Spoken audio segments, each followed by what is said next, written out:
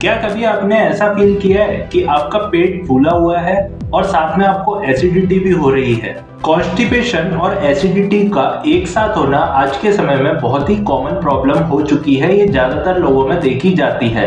असल में अगर हमारा डाइजेस्टिव सिस्टम सही से काम नहीं करेगा तो हम जो भी कुछ खाएंगे वो सही से डाइजेस्ट नहीं होगा और जिसकी वजह से कॉन्स्टिपेशन और एसिडिटी जैसी परेशानी होना स्वाभाविक है। समय रहते अगर इस पर ध्यान ना दिया जाए तो आपको गैस, ब्लोटिंग या पेट में दर्द जैसी परेशानी का सामना भी करना पड़ सकता है। तो इस वीडियो में मैं बताऊंगा कि आप इस परेशानी को घर पे नेचुरली कैसे ठीक कर सकते हैं। तो इस वीडियो को बिना स्किप किए लास्ट तक जरूर देखना। चलिए बिना टाइम पास के शुरू करते हैं।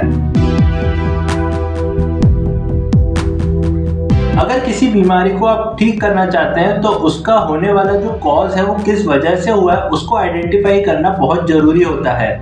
तो सबसे पहले बात करते हैं स्ट्रेस की। अगर आप बहुत ज्यादा तनाव लेते हैं, बहुत ज्यादा स्ट्रेस लेते हैं तो इससे आपके पेट पे प्रभाव पड़ेगा ही, क्योंकि जब आप स्ट्रेस ज्यादा लेंगे तो आपके पेट में HCl पेप्टिक एसिड जैसे जो एसिड है वो ज्यादा बनेंगे और जिसकी वजह से आपको एसिडिटी फील होती है। इतना ही नहीं, लगातार अगर आप स्ट्रेस लेते रहेंगे तो इससे आपका जो बाउल मूवमेंट है वो स्लो हो जाएगा और जिसकी वजह से आपको कॉन्स्टिपेशन जैसी समस्या भी देखने मिलती है। तो अब इसको कैसे ठीक करें? आप अपने स्ट्रेस को दूर करने के लिए डेली अनुलोम विलोम प्राणायाम कर सकते हैं। इसके अलावा आप भ्रामरी प्राणायाम करेंगे तो भी आपका जो स्ट्रेस है, तनाव है वो दूर हो जाएगा।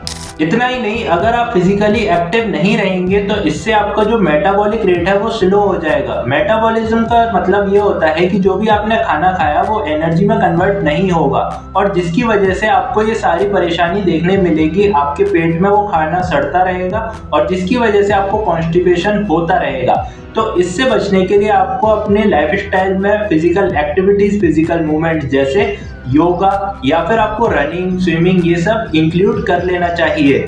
अगला है डिहाइड्रेशन। अगर आप पानी सही से नहीं पिएंगे तो इससे आपके इंटेस्टाइन में स्टूल हार्ड हो जाएगा और जिसकी वजह से जो बाउल मूवमेंट होना चाहिए वो प्रॉपर नहीं होगा। अब कंफ्यूजन ये आता है कि पानी रेगुलर हम कितना पिए। तो आपका जितना वेट है उसको 10 से डिवाइड करिए और उसमें से 2 माइनस कर दीजिए। तो जैसे मेरा वेट अगर मान लो 80 है तो उसको मैं 10 से डिवाइड करूंगा, वो होगा 8 और उसमें से अगर मैं 2 माइनस करता हूं तो ये बनता है 6। तो इसका मतलब डेली मेरे शरीर को 6 लीटर पानी की रिक्वायरमेंट होगी।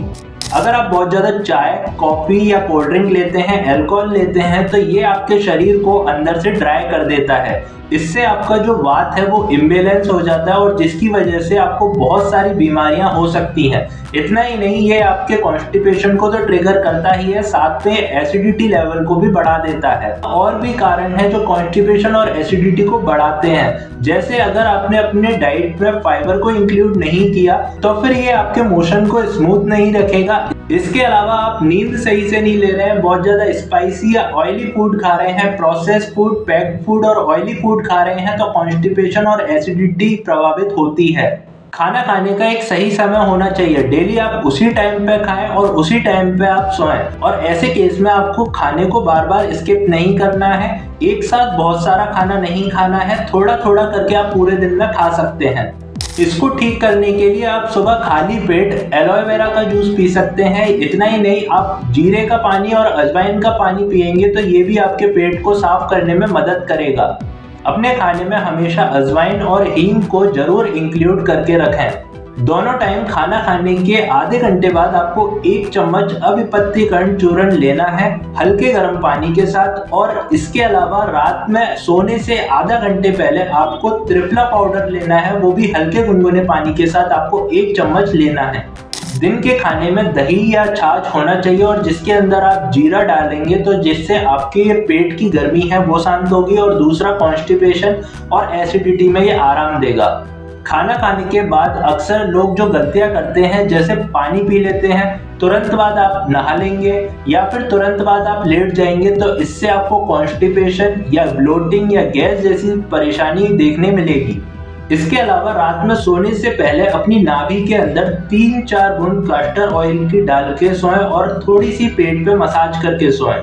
अगर आपके पास कैस्टर ऑयल अवेलेबल नहीं है तो आप इसकी जगह हल्का गुनगुना नारियल का तेल ले सकते हैं या सरसों का तेल या तिल का तेल भी बेस्ट रहता है।